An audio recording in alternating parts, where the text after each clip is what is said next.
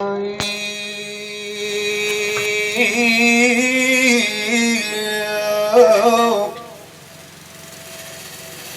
فریاد وکړه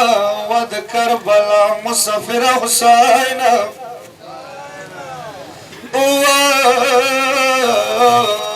شهنشاه حسین یزید ویل څه د وړوکې بیبي چوک دی ماتمیانو د حسین ټولو نه معافي غواړم دا شامل تهلو چې دا فرمایش دی ربیویا یزید ویل څه د وړوکې بیبي چوک دی په وړو پښو داس کېږي بیا ټیټېږي واشمریا څاڅېرونه ورنه خلاص که واشمریا څاڅېرونه ورنه خلاص که ما ګمان وړه لاسونه دې خوږېږي شمر ویل د حسین یازمند لور دی ټول سفر کې د بابا پسې نولیږي پلار ته نینمه په سلم راوستله پلار ته نینمه په سلم راوستله شپه ورځې د باران په شان ورېږي یزید ویل کلی هر دوی ګل دي یزید ویل شمره کلی هر دوی ګل دي داسې وړکي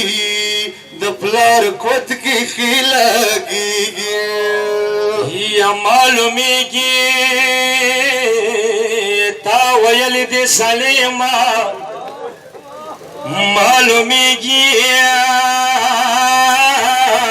تا ویلې دې سلیمه دا څه وکشي وړوړکې د ډارېږي څه ځای ولیدم لاسونه په مخ چې خلو کاکا راشه په ورېرې د ظلم کېږي یزید ویله څرنګه راوسته کاروانه او تا کیسو سره منایه زړه پرې کېږي بیا مروسه یو ځنځیر کې راوستله شاوی بیا لکه جوې ونه غورځېږي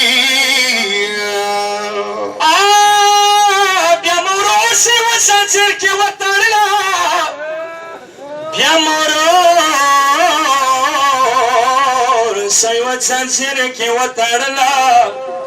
شاوی بیا لکه جوې ونه غورځېږي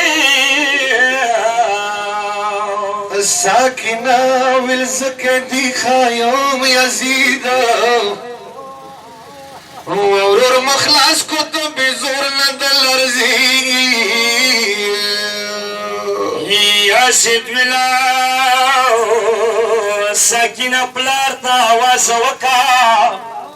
او زر تاش کې دې سپین سار رخسار ځلېږي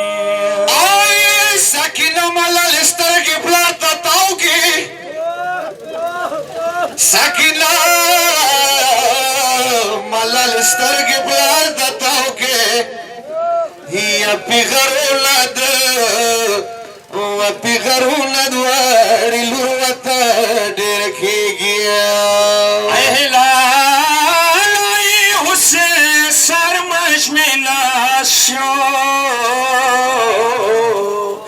ساکنه د ماشو پلار سماش ښکلېږي یا حسین